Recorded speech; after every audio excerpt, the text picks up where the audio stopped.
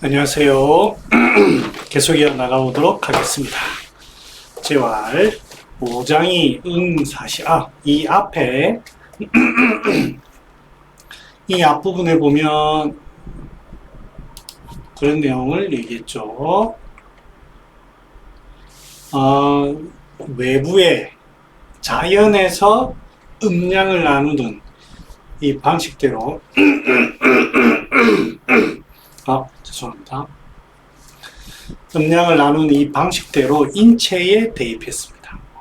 인체 부위를 음량으로 나누고 또 그 음부위를 다시 음량으로 쪼개서 그 부분을 신체의 부분을 그렇게 성질로서 구분을 해보는 그런 의미를 이제 내부했습니다. 이게 치료에서 어떻게 연결되느냐?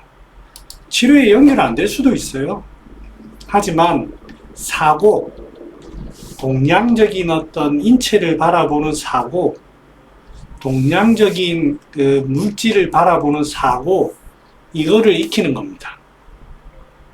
현대적으로, 현대 방법으로 해서도 할 수 있습니다. 저는 그게 전혀 틀렸다고 생각도 안 합니다. 하지만 쭉 수천 년간 내려오던 그 방식을 알고 그 다음에 현대적인 것도 아는 거 하고, 아이고 과거 방식은 모르겠다, 이 말도 안 되는 소리네 하고 현대만 하는 거 하고 누가 과연 뛰어날까요? 정보는 다양하게 아는 게 좋습니다. 이 정보를 통합하는 게 결국엔 핵심입니다. 그러니까 이거를 재미없다 생각하지 마시고 한번 제가 재미있게 풀어볼 테니까 따라오세요. 자, 재활 5장이 응사시에 앞에 얘기했던 겁니다. 5장이 사시에 상응, 대응하는 것들이 그렇게 하는 거를 했는데 각각 그 받는 바가 있습니까? 즉 어떻게 5장과 시란도 했지만 그거와 관련되어 있는 것들이 또 있습니까? 뭐 이런 뜻이겠죠. 기백활 유한이 있습니다. 동방청색은 입통어 간하야. 동방, 동쪽 방향. 그러니까 이제 이 공간에서도 어느 쪽이 조금 더 그 성질이 있는 거예요. 뭐 사주나 풍수지리 이런 데서 그냥 암기식으로 했던 게 아니고 실제 동쪽이라고 하면 해가 뜬다든지 먼저 밝아진다든지 이런 의미가 있고, 서쪽은 해가 진다든지 서서히 어두워진다든지 이런 의미가 있잖아요. 네. 그러면 이게 기준의 어떤 기준에 따라 그런 거예요. 내라고 하는 기준에 따라 동쪽을 이렇게 나누는데 이 사고 방식을 따라오시는 거예요. 뭐 누군가는 그래 합니다. 서울에서 동쪽은 강릉이다. 강릉의 동쪽은 하와이다. 하와이의 동쪽은 이태리다. 이태리의 동쪽은 서울이다. 이렇게 하시면 안 돼요. 네. 그래서 고로 서울은 동쪽이다. 이렇게 하시는 거 아닙니다. 기준이 다른 거예요. 자, 동방이라고 하는 그 위치를 가지고 얘기했고, 또 색깔 중에 푸르스름한 색깔, 여기에서 파란 색깔, 그런 의미가 아니고요. 어두운 곳에서, 까만 곳에서 이제 밝아지려고 하는 그런 느낌의 색깔입니다. 그러니까 여기 보면 지금 이 화면에 보면 우주 있죠? 우주. 지금 여기 화면 옆에 저희 눈에는 안 보이는데 그 우주 색깔 있죠? 그러니까 시커먼 어둠에서 밝은 쪽으로 가는 그 색깔이 바로 청색입니다. 청색.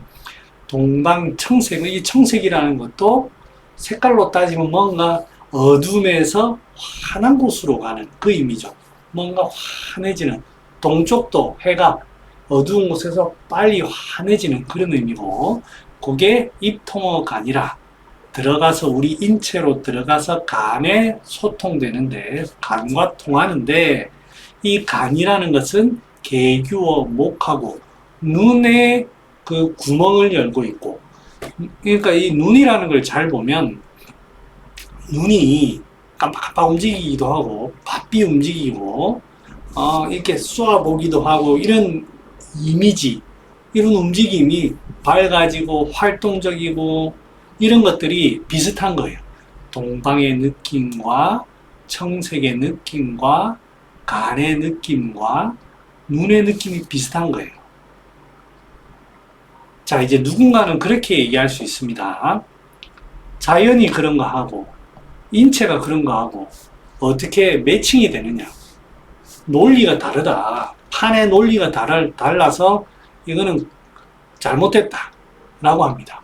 자, 여기서 착각을 하는 게 동방이 그러하기 때문에 눈이 그렇다. 그렇게 하는 게 아닙니다. 우리 이제 방위에서 동방이 가지는 그 느낌하고, 밝아지는 그 느낌하고, 그거는 방위라는 기준에서 그러된 거예요.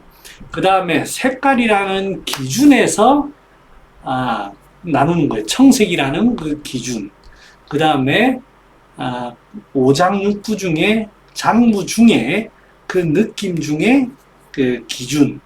그 다음에 이목구비 중에 기준이 다른 겁니다. 그런데 그 이미지를 나누는 각각 방위와 공간과 색깔과 장부와 이목구비의 각각에서 그 한 부분이 차지하는 역할, 움직임, 이런 것들이 비슷한 거예요. 그래서 연결시키는 겁니다. 간이 실제로 연결이 돼 있다, 그거는 모르겠어요. 제가, 그렇다, 아니다라고 얘기할 수는 없지만, 우리가 이제 이 사고를 하는 겁니다. 그래서 어떤 사물을 볼 때, 여기에서 익혀야 될 게, 어떤 사물을 볼 때 이걸 암기로 하는 게 아니라, 지금 저기에 어떤 조직체의 느낌이 이러이러하네? 이 모습이 평온한 정상적인 모습이었다가 이러이러한 모습으로 변했네? 그러면 이거는 오장으로 이 언어를 오장이라는, 오행이라는 이런 언어를 차용한 것 뿐이에요. 그러한 이미지로 이거를 이 조직을 접근해야 되겠네라고 하는 거예요. 그러면 눈에 병이 있다. 눈에 병이 있을 때 눈이 벌게진다. 벌게진다고 하면 눈으로 가는 약 중에 그게 눈에 어떤 염증이 심해진 거를 진정시킬 수 있는 약을 찾아야 되겠네요. 간에 가는 약을 찾아가지고 한다. 그렇게 하는 게 아니에요. 그렇게 가는 게 아니고, 이 조직에서 이 상황을, 관찰을 해가지고 하는 거예요. 그래서 이게 쉽게 그냥 하려고 하니까 동방, 청색, 간, 눈, 다 한 통 속이야. 이렇게 하는 거 아닙니다. 비슷하니까 그냥 나열을 해서 사유체계를 그냥 공유하는 거지, 실제로 그렇습니다. 말이 길어지면 안 되는데, 장정어 간하고, 그래서 이런 눈이라는 게 결국에 그렇게 해보니까 간에 정을 잘 저장하고 있으면은 눈도 또한 좋아지더라라는 것을 이제 경험적으로 익히는 거죠. 경험적. 그래서 연결이 돼 있다라는 것을 우리가 유추할 수 있습니다.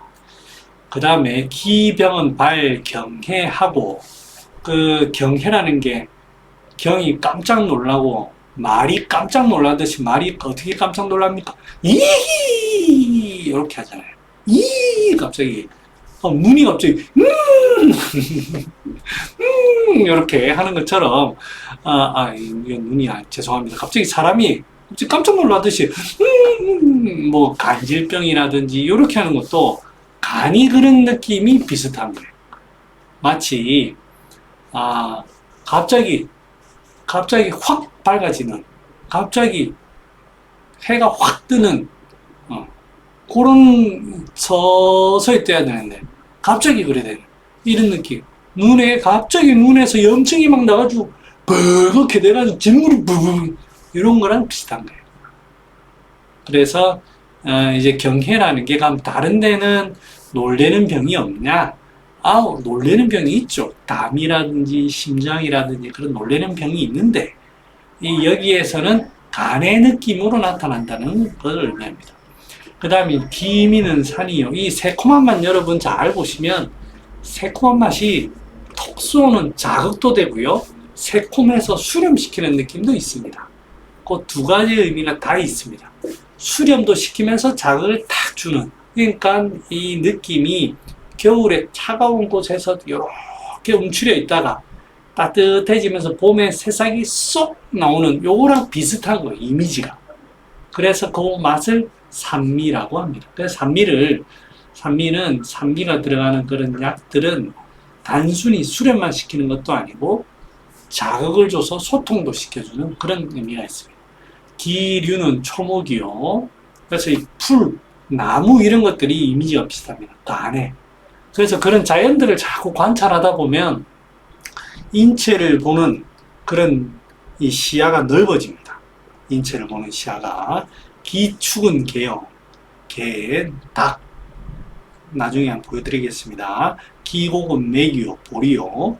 기음, 사시의 상위 세 성인이 별들도 이렇게 구분한답니다. 이건 제가 잘 모르는 거고요. 시로 춘기는 제2야오, 기음은 각이요, 기수는 8이니 시로 지병지제 근야오, 기취는 조니이다. 그래서 이 봄 기운이라는 게 정상적으로 가면 몸 어디에든 가겠죠. 하지만 봄이라는 게 잘 뜹니다. 기운이. 그래서 머리 쪽으로 잘 병사가 나타납니다. 그래서 머리 쪽은 간이 잘 관여를 합니다. 뭐 다른 것도 마찬가지입니다만 그 소리는 각성이라는 건 나무가 딱 그 서로가 부딪히는 딱 하는 소리 있죠. 그 느낌이 뭔가 단단하면서도 탁 뻗어나가는 그런 느낌이 비슷합니다.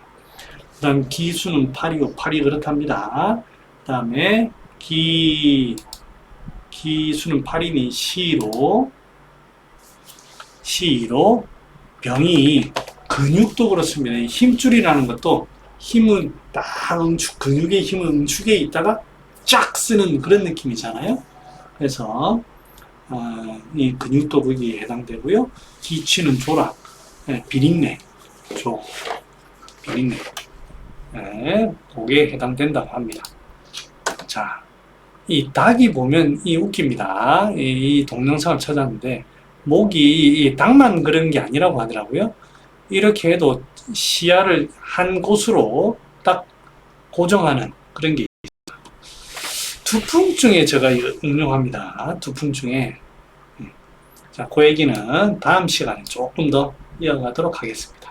일단 여기서 끊겠습니다. 이거 응용한 거 다음에 좀 자세히 하겠습니다. 안녕.